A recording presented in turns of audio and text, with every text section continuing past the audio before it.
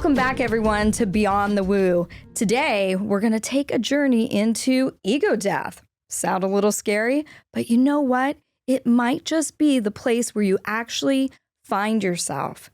And so, Stacy, what have you heard about ego death? Oh, what have I heard? Also, maybe what have I experienced? It's kind of, it can be very, very scary. And I've certainly heard clients say, oh, this was necessary. This is what I needed to have this experience where I felt healed, or I felt that I, came back to myself. But some people come looking for it. And that to me is always a bit of a red flag, because I'm like, you want to die? Like you're coming here wanting to die? That sounds a little maybe a little too deep for me, and especially in the beginning, if someone hasn't been in therapy before, if they haven't done this work, the looking for that ego dissolution might be a big jump.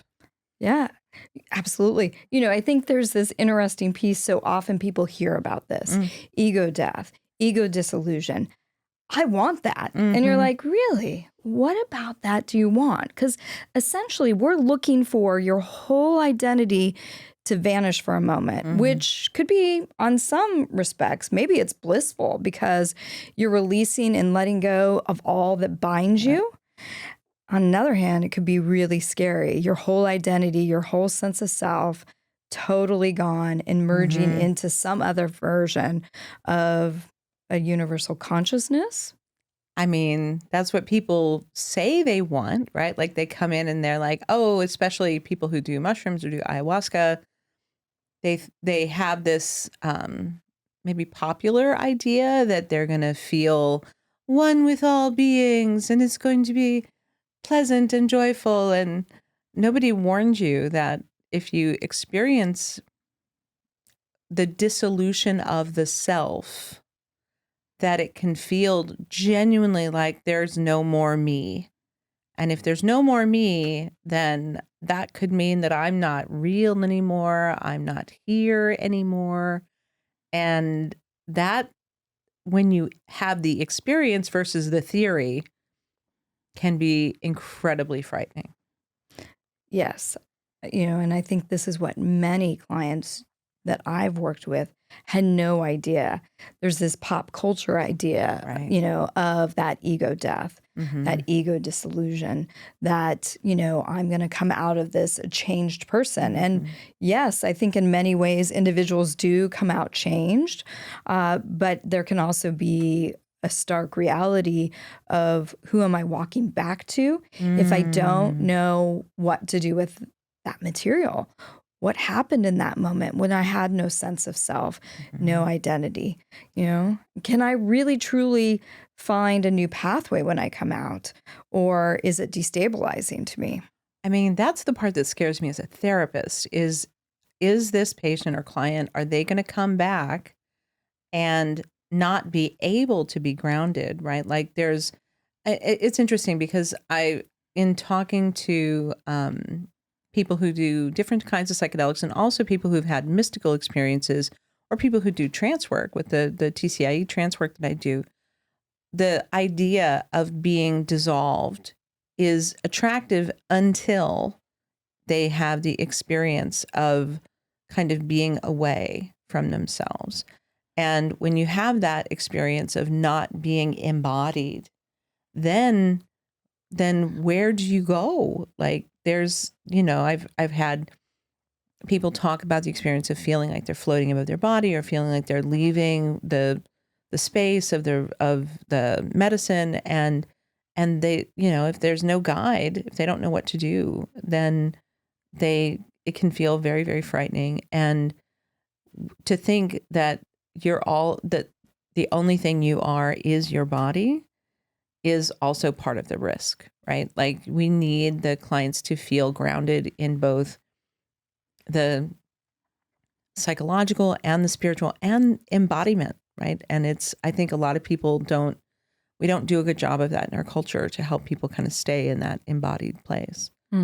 So Yeah. Yeah.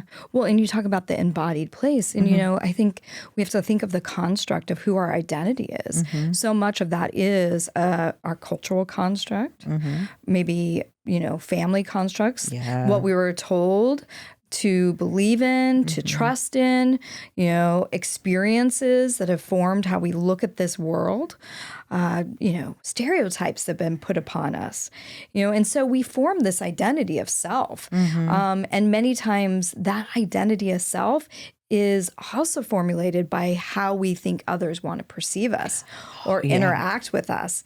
And if that's become the essence of who we are and we take that and strip that away, what are we doing? Dangerous.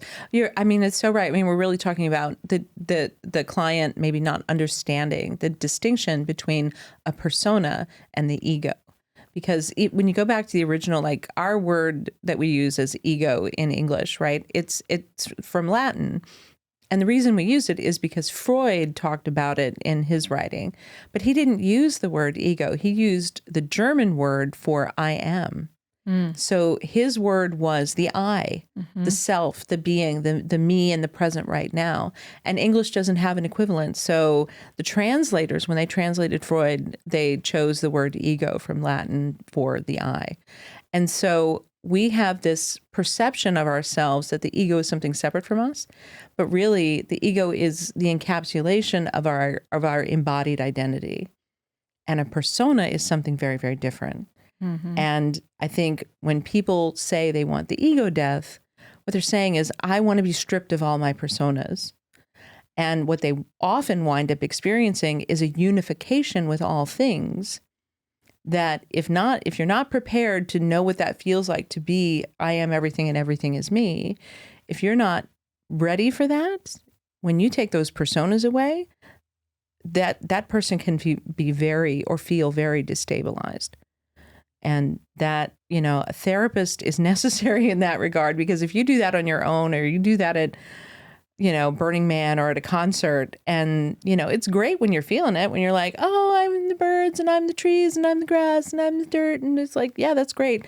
And then when it's over, I'm free. Exactly. I don't have any more roles or personas, no more, high heels or ties for me. Like, that's not what we're talking about.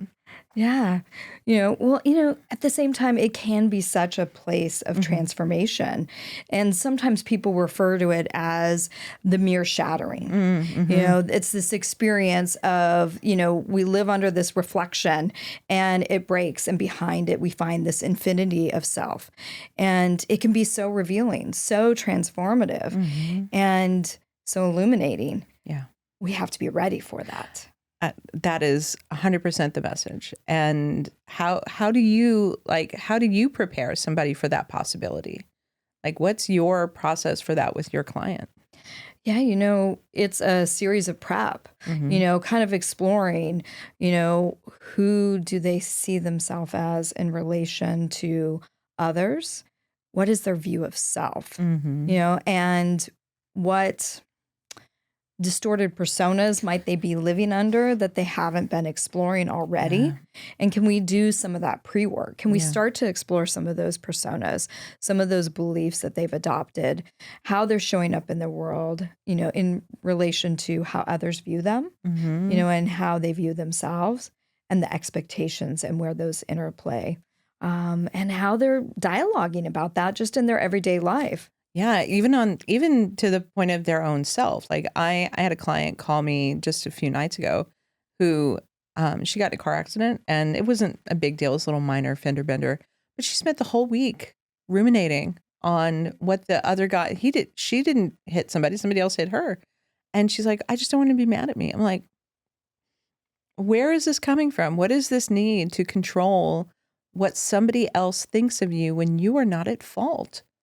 Like, what is that? And it goes back to, it's this persona that we're talking about, what you're describing, and like all this construction that is not the self. And I think it's hard for people to understand, like there is a self beneath all of the projections and perceptions and personas and roles that we play in the world. And most of the work of psychotherapy, whether it's with psychedelics or not, is to try and deconstruct that false self in favor of the deep self that's there all the time. Yeah, deconstruction. I feel like that is so much of what's involved in this Mm-hmm. process, that we're deconstructing our familiar self and uncovering a new sense of self. Mm. And are we really ready for that? Because we've been operating under this constructed sense of self. Yeah. It's so interesting because the science, right? Science of it is that we have to have an ego in order to make sense of our the activity in our brain, if you will. So the work of Robin Carhart Harris, who's I'm fangirling over, but he's a huge influence in psychedelic science. He has a theory called the entropic brain theory, and this theory it'll mean more when we start talking about the default mode network. But in terms of what we're talking about today, the reality of how our brains work, the construction of an ego, right?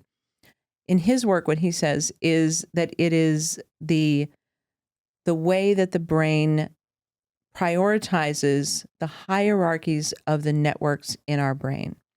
And in order for those hierarchies to make sense and be able to be useful so that the brain knows, okay, I've got to focus on this input right now, not that other input, that the ego comes out of that. The self comes out of those hierarchies, so that when a network is say dominant, then that network, there's an ego saying, okay, we're going to focus on what you see out of your left eye right now, or we're going to focus on the pain that you feel in your hip. And it's the ego that's making the decisions between those hierarchical networks in the brain. And if we didn't have that, then we couldn't function. And if you don't have prioritization of the different networks, then you have ego dissolution. Mm-hmm. And then they're all talking at the same time. Right.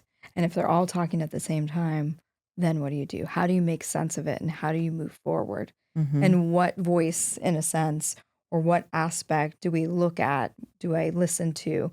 Do I start to reconstruct? Mm-hmm. What's helpful? What's not helpful? Mm-hmm. And it's hard. I mean, this is where some of the different psychedelic, experiences, unless you've had enough experience to say, okay, this is part of a normal set of experiences, right? Like if you are having an ego dissolution that suddenly, there's a part of you that you'd never known about before. Is that a good experience or is it a bad experience, right? And we talk about, we learned this language when we did IPI that was there's no bad trip, right? Like everything. I remember one of the instructors saying, all is welcome here. Everything's welcome here. And I just remember being like, wow, this is way so woo for me that I just don't know how I feel about it, right? All is welcome. But the language, I think, in the moment when you're in the medicine, it has to be that. It has to be all is welcome, because if it's confrontational, then you get the impression that it's not a good thing to work with whatever shows up. And we have to work with whatever shows up. Yes. Right? We have to, because if we don't do that work, then that challenging trip does become a bad trip. Exactly. That's where it becomes a bad trip, And so, yes, all information, all material that comes up is welcomed. And sometimes the material that comes up is stuff that we've neatly packed away in little boxes that we're like, and I'm not going to look at that. That's not a thing. I don't need to go there. Yeah. But it's like when ego dissolution happens, it's like it's front, center, it's reality, and I likened it to, I've seen this metaphor of ego dissolution is like taking the VR goggles off of our head and really operating in the real world. And are we truly ready to face that, to encounter it, to really be more one with ourselves and truly who we're meant to be, designed to be, without the constructs of how we've kind of shown up on our day-to-day basis? I think that's so powerful. I think it's hard too, because I think it's really important that we deconstruct that for the audience as well, because that's not saying that the roles that we play and the things that we do, the jobs that we have, whether we're talking about the time when you're, you have to go parent your children, or you have to go to your job, you have to go to your work, right? It's not saying that those are fake. It's saying that those are part. Mm-hmm. And even if you have to invest a whole lot in that part, in that moment, it is not the whole. And it can't be the whole. There's no way that it can hold the complexity of that human being. And I think people resist that. People want it to be simple. They want it to be easy. Mm. And I think this is why a lot of times we see in our field, internal family systems is often used in combination with the work that we're doing here, because there are so many different parts of ourselves. And we don't recognize that there's managers at play or protectors at play that are actually keeping us maybe from authenticity. Absolutely. It's so interesting. I went to Pacifica Graduate Institute, which is very Jungian, and they have often, they often have this kind of perception of being a very woo-woo place. And there was a book that they assigned us in school that was called Confessions of a Born-Again Pagan. And everybody was like, oh, we're doing what? Like, what are you giving us to read? And it wasn't a book about contemporary neo-paganism. It was a book about the self, that the prominence of monotheism in our cultures across the world, regardless of what part of the world you're in, most people are monotheistic. That it has given us the impression that wholeness is not only the goal, but it's the natural point of view. And in cultures like in ancient Greece or in India, where people have a belief that there are several different incarnations of divinity, if you will, that there's no harm in there being a sense of self that feels separate from another sense of self. That this part of me that's maybe obsessed with a new creative pursuit, or a part of me that's in love, that those can be at odds with one another, and it's okay. And the book was that's what the book was about. Like don't presume that wholeness from the perspective of not being in conflict with yourself is not normal, right? Like it's normal to have conflict, internal conflict, basically. And that was a revelation, like to think about it in those cultural terms, that internal conflict is actually necessary for growth. And I think that's what we see in psychedelics too, that when people are in a medicine session and something emerges that they are unfamiliar with, or they don't want to think about, or that maybe is bringing them to more painful memory, they want it to go away. And that dissociative desire is different than the integration of something that's in the unconscious that's looking for expression. Yeah. So, what's interesting is that piece of that challenging trip, or what someone might think is a bad trip, you could almost sense like, is this I'm losing my mind in this moment? But yet there could be a real perk in losing our mind, because in that we're getting a little bit of that default mode network going offline, which we're going to explore a little bit more in depth in our next episode. But I think that that's so important, because that's like our inner narrator that's really showing up in our life. And so again, this ego death is helping in this process of taking that default mode network offline, so that we can maybe in stillness uncover what we haven't been seeing. Yeah, and look, I know we're going to do a whole episode on the DMN, but the thing that's happening from a neurological perspective is that part of your brain that's responsible for rumination and self-talk is going offline, as you're saying, and most people don't ever think about this. And the DMN was only discovered 24 years ago, so not everybody's had enough time to think about it. But when you are not ruminating, and then you also have all this all these neurotransmitters and all this connection happening, because there's no more hierarchy in the brain that's being activated, then you can make all kinds of connections. Then you have more opportunity I don't know if you've seen that image. There's someone did a statistical analysis of connections inside the brain when someone's before psychedelic and after psychedelic. And before, there's about, maybe 100 connections, and they put all the connections on a circle so you can see lines between them. So pre-psychedelic, it's about 100, 150 connections. Post-psychedelic, it's like 1,000. Wow. So the brain, not just the psyche, but the brain is looking for connection and solution among all of these different networks at the same time. And that's where the insight comes from. That's where breakthroughs lie. Yes. That's where transformation can begin. Exactly. Exactly. That's where an uncovering, can begin. I love that word uncovering, because I think what you're describing is when you deconstruct something, right? When you're taking apart the persona, when you're taking apart the thing you think you are, right? And the answer to what is under it is already here. The self is already present. There's no finding yourself. It's not that. That what you said right there gives me goosebumps, right? If you just think about that for a moment. Wow. Yeah. What tell me more. I'm curious what showed up for you in that, because I'm like, I know what I think I said, but I want to hear what it meant. I think I think the quest that most of us have is really a pathway to authenticity, a pathway to true self, to a oneness. And the way in which you described that just felt like that was boom. Thank you. Yeah. I think people are looking for that. And I think it's hard when we have so many personas and constructs that we carry around all the day, and rules. Oh my God, all the rules, right? And if you put them down and you say, well, who is Stacy really?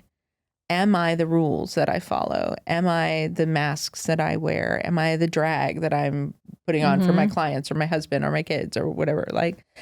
Is that who I am? Or is there something more profound at the core? And if I put the false self in her proper place, which is I only use her when I need her, then I'm going to be okay. But I have to know that. I have to know that the false self is not me. And that scares people, I think. Yes, because that false self is how we've been operating day in and day out often. And we've become accustomed to it. And we've invested in it. Yeah. It's like our bedfellow, and this false self, it feels like, well, this is right in so many ways because I've gotten affirmation of that or, accolades. But then this is the place where I think people start to struggle with their mental health because that false self really isn't who they want to be, how they want to be living in the day in and day out. Yeah. When I was writing my other book, I wrote about I built a mountain of accomplishment so that no one could make me invisible. But what wound up happening was the mountain was so much work that I was buried under it. I couldn't stand on it because it wasn't real. It was just what I wanted people to see. And it wasn't until doing this work that it was like, oh, no, you are so far from that person. That is not the real Stacy under all of this. She's completely different from that person. Wow. And it was, I literally felt broken by it, but necessary breaking, right? Breaking open. Yeah. Yeah. So if we could rebrand a bad trip. I hate the language of bad trip, and I'm not super comfortable with challenging trip. That almost feels like a cop out to me. I think it's more like confronting and dredging. You have to find the parts of you that you have rejected. And so I think maybe confronting, not confrontational, but I like confronting better than challenging. But people are probably a little more comfortable with challenging than confronting. But, that's my language, I think. Yeah. I mean, I think this is where my uncovering comes from. It's a really good word. I like that better. It's an uncovering journey. It's an uncovering trip, because I too have struggled with, I didn't like bad trip because that just, I'm going to tell a client like, yeah, you know what, come on in and, you might have a bad trip. That doesn't sound good. So it was like, well, all things are welcomed, all materials welcome, but it could be challenging. Right. That didn't sound right either. It just didn't sit with me. So I think that in my version of rebranding, it kind of became this uncovering journey. Yeah, I really like that language. Yeah. And because in there is the possibility for revelation, right? It's a revealing trip. And so if you are uncovering something, you are revealing it. You are getting a revelation from it. And that sometimes revelations are painful. And sometimes they're wonderful. Like, the recognition that comes from confronting something challenging, is often the key to our success. Like, oh, I didn't know that was there. That, that big giant plank in my own eye kind of thing, right? Like, oh, let me go get rid of that. Yeah. Yeah. Well, and then this is where it becomes so important to do the work, is what is uncovered. How do I work with that material? You have to integrate it. You have to integrate. I mean, I think you and I are probably the broken record on the integrate. Sure. And so often we're talking about like, it's great to go into the jungle or into the mountains and have a beautiful journey, and individuals do that. And what you do after becomes important. If you're not sitting with a trained professional, go and have that very, naturistic experience, but come back and do that integration work, whether you get a really good journal guide that's going to help you in that integration. Obviously, being therapists, we're going to say, come in and talk to us. We got the training. Or at least buy Jenny's journal guide. That's a good one. Yeah. So do a little bit of work and keep working with that material because layer by layer, you will uncover a little bit more. And I think we've talked about this before in our integration episode where we talk about integration can take years. Yeah. And it's interesting because I think I want to be careful. Like people are like, oh my God, it's going to take me years to work through this. And it's like, no. It's that things will unfold in 4 years from this experience where you will make meaning for a long time from this. It's not this, it's kind of like this will feed you for a long time. It's not, it's going to take that long to be fed. Does that make sense? Yeah. I think that's an important distinction for people. Like it's going to feed you multiple times. It's not just going to feed you once. I love that example. That really summarizes this process of integration. Because yes, I think we have those initial insights, and people can live a lifetime on that. It fills them up for a lifetime. Yeah. And then they can have another moment, another experience in time, which will bring back that journey that they had before. Yeah. And then they're like, oh, I found the deeper meaning in that material that came up in my journey. Yeah. I talk about a lot with my clients. It's kind of like a tree. Like if you plant an oak tree, the first thing that happens, especially in California, is it sends a taproot down into the earth seeking water. And the crown can't grow until the roots are deep enough. And so, because if you grow the top before you grow the roots, it falls over and dies. So the roots have to be deep before you can grow the crown. And I think that's, for me, like that's almost always the metaphor for therapy generally, but also especially for psychedelics. And I think one of the risks, if we're not careful, like you were talking about, people want to go to the jungle and have this, they want to meet their jaguar and do deep work, right? I think there's a danger of associating dissociation with healing. That if I have this experience where I'm not feeling my pain, that's healing. That's not healing. And it's hard to convey that to people. It's like, no, the healing comes actually after you do the integration. That now you're integrated and you're not feeling the pain anymore because that thing that used to sit in that painful place is gone.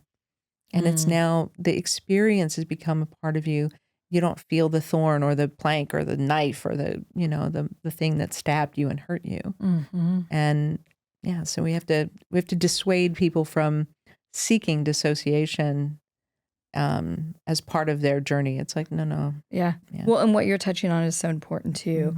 So often when clients come to me and they're like, I want to go back with you on retreat, I really sit with them to find out what's behind that. Yeah. Because if we're just going for escapism, for a moment of enjoyment, for a moment of quieting something, when we're not actually truly prepared and ready, and we really haven't finished, understanding the insights from our previous journey, then we're just seeking pleasure and enjoyment and trying to disassociate from the pain in our life, which on one hand, maybe there's healing that still can come in that. Yeah.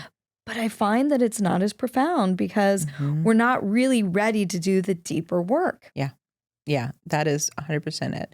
And people, I think in our culture, especially, people get so much dopamine fixation that they think that pleasure is the same as healing. Dissociation is the same as healing. And joy is the same as healing. It's like, no, none of those are the same thing. Joy is its own thing, and you get it. You can have it in the midst of pain and you can have it after pain. But joy is, if you live in constant joy, it would be like living in a constant state of ecstasy or orgasm or something. Like, that's not sustainable. People can't do that. And it reminds me of my experience with Bufo, 5-MeO-DMT. It was the most blissful experience I've ever had. And on one hand, there's this part of me that says like, oh, I want to experience that again. But what I got from that journey, I feel like I'm still working that out. I'm still working with that material. I'm still working with that experience. And while on one hand, it was beautiful and it was amazing and it was blissful. And there was, and I met my grandmother again in that journey. I would be lying to myself if I said I was ready to do that again, because I still feel like I'm still working the edges of various different things that came up in that material, still just truly finding my way as an individual who works and sits with clients on these journeys. And I feel like that's the messaging that was given to me in that, and the pathway that was laid out before me. And I feel like I'm still working that pathway, and I would be cutting short all that needs to take place if I was to rush back there for a moment of bliss. Oh, that's it in a nutshell, isn't it? Like, if the work's not done, going back to the well, like, what are you going to the well for? If you're not finished with the water that's in front of you, then why are you going back to the well? And look, sometimes there might need to be, right? Like, you might need more. You might be like, I don't know what to do. I need help. Like, okay, then that's legitimate. But if it's just a roller coaster ride because you like to splash around in the water, that's not the reason to go. Well, and likened to the well example that you said, there can become a point where we drink too much water and it can become deadly. Yeah. And so again, I think there's this piece, not that, we know that psychedelics for the most part, if it's taken responsibly, they're very safe. And you avoid certain medications going in, they're very safe, right? So we're not saying that it would be deadly if you're in the right trained hands and the right circumstances. But I think for ourselves, it can be deadly because we've just basically overlooked all that we needed to work on, all that was still revealed to us. And we haven't fully confronted it. And we do have that within us. I mean, look, the psychedelics help us access what we actually know. Right. What's already here. What's already here. Yeah. And so sometimes there becomes this piece of we have to trust that we actually have that innate intelligence that's there. And yes, the psychedelic can help us access it in a different way. But how quickly do we go back to that? Right. before we start to actually, in the day-to-day, learn to trust what we innately know to be true about ourselves and how we are to be living and the way we are to be showing up and looking at our world and looking at our view of self and working with the thoughts that come up and breaking down the barriers that keep us from living in, the path that we're to be living.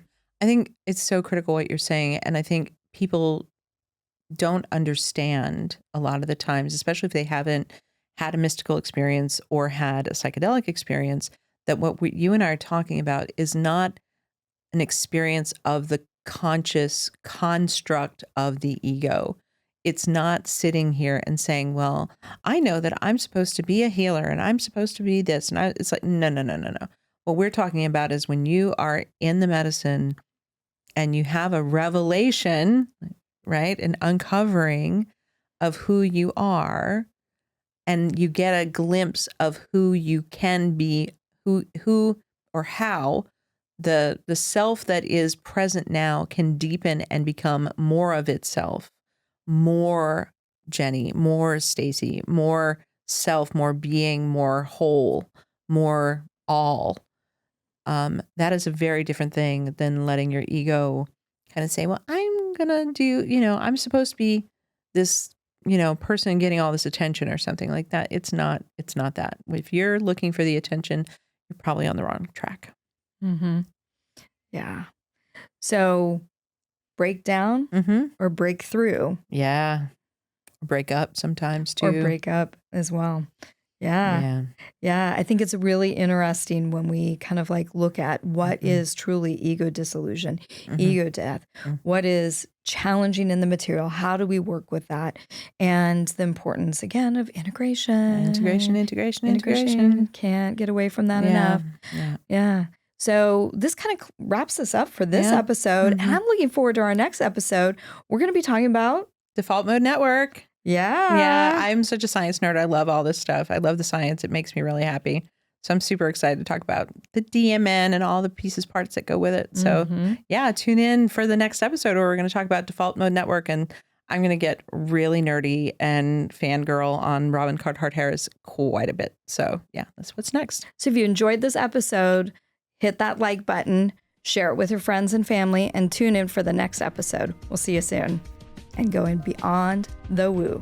If you like our show, I want to encourage you to pick up a copy of my book, Mushroom Pharmacy, as everything you're going to need to go beyond the woo. All the science, all the preparation, everything you could possibly want. It's right here in the book, Mushroom Pharmacy. Go get a copy. So are you ready to go beyond the woo? Are you curious about your own psychedelic journey? Come join me in Mexico. Check out my next retreats at psychedelicplantmedicineretreat.com.